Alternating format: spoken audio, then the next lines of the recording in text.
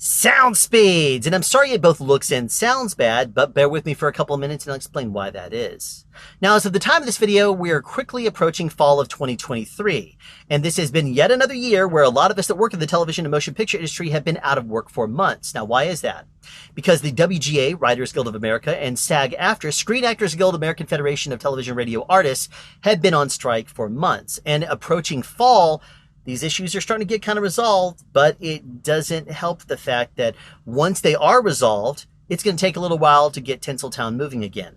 After all, you have to have the money to start a new show, and then once you do, you have to go to the city it's going to shoot in. Then you have to establish a company and take 6 to 8 weeks building sets and getting the whole company going, getting crew hired and everything before that productions actually start up again. Unless you were ready to go before the strike actually happened, and there's a few of those shows around. But that still doesn't help a lot of us that are struggling in the meantime. Sure, some people are sitting on unemployment for up to 14 weeks, paying $300 a week, but that's not going to sustain you very much, especially if you have a family. So you can get a job, but even if you were being paid $20 an hour, full-time rates of, for a full-time rate at 40 hours a week, that's still only $800 a week, amounting to just about $40,000 a year. Not going to pay a whole lot of your bills if you're used to an income that is 6 figures. Well, people say get a side hustle, or maybe you should have already been saving. Let's talk about saving. Well, that's all well and good if you're between shows. You can, pull from your savings a little bit, and you've already gotten pretty good money for a while, so you can be out of work for, 4 to 8 weeks, something like that, without working and take some vacations and that kind of stuff. But when you're out of work for months on end, you start to dig into your savings a bit. If you have a spouse that works outside the industry, it's pretty taxing on the family, especially if you have children. Maybe you should have a side hustle. Something like Sound Speeds is making money, right? Barely. When I am working in the film industry, I spend more money on Sound Speeds than it makes per month. And I haven't done that the past couple of months, but still then, it doesn't make a whole lot of money because I don't do a whole lot of things that would make me money. I don't ask for like, share, subscribe, and donations, as you know. I don't read advertisements to you. I don't say this video is sponsored by, name your company. I don't do any of that stuff. I just bring you information and let you deal with it. So the channel is not going to make a whole lot of money doing things just that way. Now, what about other side hustles? After all, I could make cables. Well, there's only so many cables people that want to, buy out there. So it took me months to sell all the cables I made last time I started making cables, and that's not going to pay a whole lot of bills either. You can make a company. Okay, what are you going to do when the strikes are over and when you're back to work? Are you going to say sorry to all your client base? Are you going to end up just shutting down the company, letting it expire, letting all your hard work go to waste, or are you going to keep it going, hiring people to keep it going? In which case, it's going to cost you more than you're making from it. Maybe start an Etsy shop, making something that you can make money with, but it's probably still not going to pay your bills very well. Even if you had a part-time job, that might pay you $15 an hour and barely bring in a few $100s a week. Again, probably not going to pay a whole lot towards your bills in the economy we're currently living in.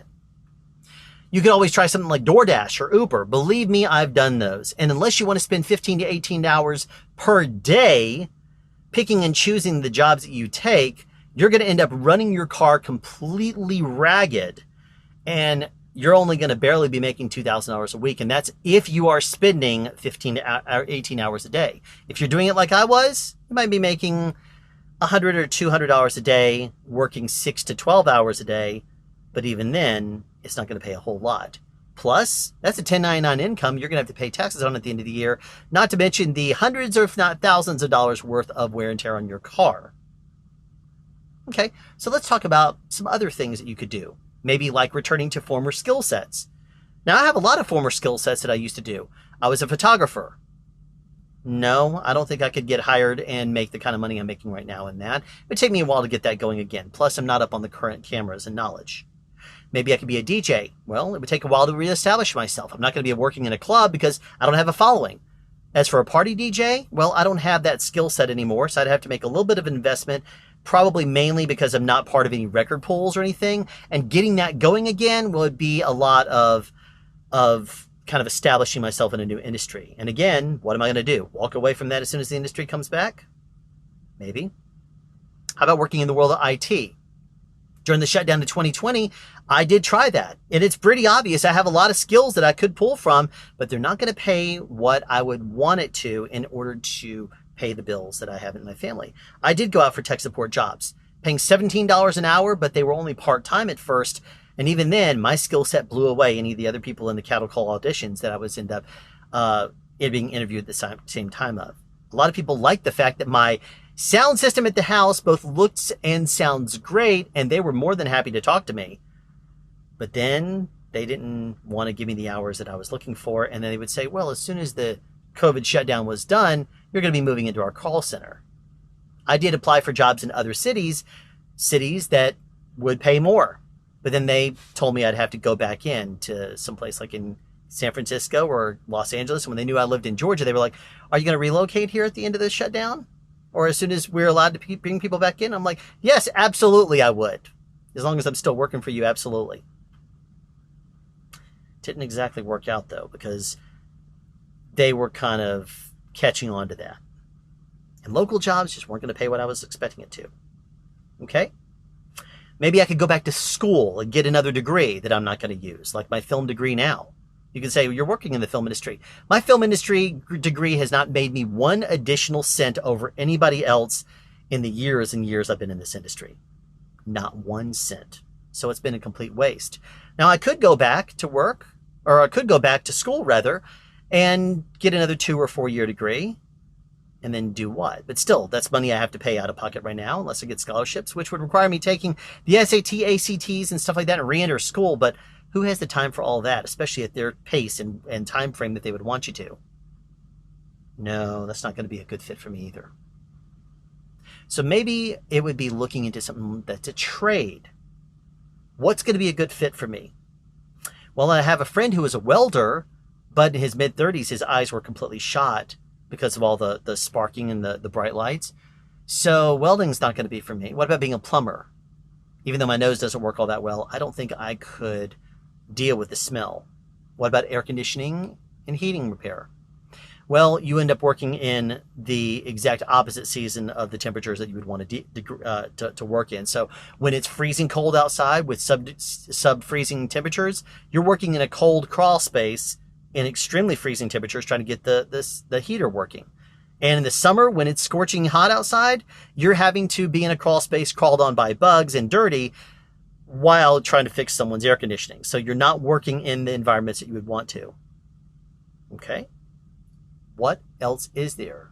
You can get a forklift certification, put that to use. There is good use there. What's a good fit for me?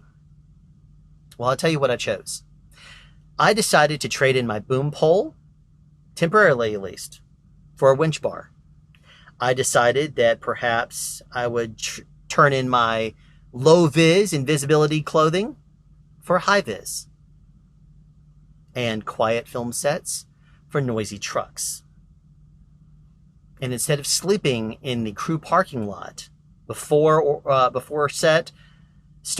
getting to set or during lunch, I'm now sitting on the bed that I sleep in, only 6 feet behind where I work as a truck driver. Believe it or not, I am working as a big rig truck driver, and I have been for months. I went to CDL school and I got a Class A driver's license, and right now I'm driving big rig in the lower 48 states for 3 weeks, and then I'm home for 4 days. Now, what can I tell you about doing this? It's tough work. If you can do it, it's tough. Now, if you're smart, you can hit it hard, but then there is an initial investment you have to pay up front of about $5,000 to get the training you need to, and you can be certified to do this in a month. But then you're hired for a company, and if you do have paid training, you have to be careful. What do you have to be careful about? Contracts. They want you to sign a contract. Many companies do, if they're going to be training you. So if you get a CDL, class a commercial driver's license from one of those places, they can very easily say you're going to have to sign a contract for 1 year or for a certain amount of miles, and then they won't give you the amount of miles per week that you would want them to, because they know they can hold that over you and that you'll end up having to pay them back a few $1,000s if you leave early, since they have it on a contract. What I can tell you, though, is that I am looking forward to the shutdown ending and to get back to work. But in the meantime, this is my world. I am driving a 53-foot flatbed in the lower 48 for 3 weeks on end, away from my family for that amount of time, while still producing weekly content for SoundSpeeds. How am I doing that? Well, let's just say those 4 days I'm spent at home are spent crammed overnight working on constant videos while seeing my family and making it count during the day. Not easy. But this is my world and what I've been doing the past few months.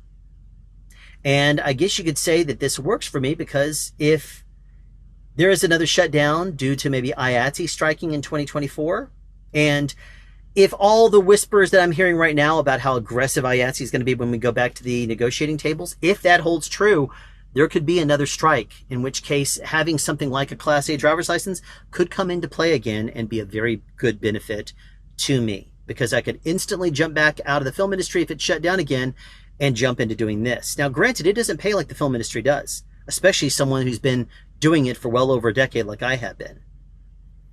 But it does pay maybe 2/3 of it if you hit it really hard.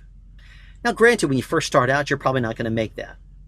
It's probably going to... Thanks for the bounce there, buddy. That's a semi that's literally driving by right there, and he just reflected the light straight back at me. So there's a bounce for you. But even then, when you first start out, you establish yourself with any trade you do. And while you learn that skill, it's going to not pay you nearly as much as you'd want it to. But after you do it for a good 3 months, something like truck driving is going to pay you more. You can start shopping yourself around, because in the world of truck driving, you're considered a veteran if you are on the road for 3 months. And as of right now, I'm quickly approaching 3 months of being solo on the road. You can get a job as a team driver too, if you want to live in this small little bitty living space with someone else, driving while someone sleeps behind you and sleeping while somebody drives. You're constantly on the road and never stopped. For me, though, being a truck driver is interesting. It's learning a lot of things about America, allowing me to see the world, or see at least America, from all over the place. And I'm able to see friends throughout the country in many cities I go to when I'm not too tired to meet up with them. That's really cool. So for me, this is a good fit. If you are someone that is looking for something to do, consider a trade. And if you put down in the comments what trades or what jobs you've been doing during this shutdown, I'd love to hear about it, because there's some other people that are looking in the comments that might be looking for a side hustle or something they can do to help make money, and seeing what you write in there would be a big benefit to them. So thanks for tuning into this episode of SoundSpeeds, and be sure to tune in the future for more interesting things, whether it's actually pertaining firsthand to the world of sound or not. But in this case, I look at it as something that would kind of help you to perhaps stay afloat if you work in this industry, which is not an easy industry anyway, mainly because it's so volatile and unforgiving, schedule-wise and everything else. It's kind of a crazy industry. But anyway, maybe this information will help you, and I'll be back next time with more sound advice. Have a question you'd like answered, or want to add something? Be sure to write it in the comment section down below. You can also make a suggestion for future topics of discussion. Again, comment section down below, or you can email me at soundspeeds@yahoo.com. Be sure to subscribe and turn on notifications so you won't miss out on future sound advice.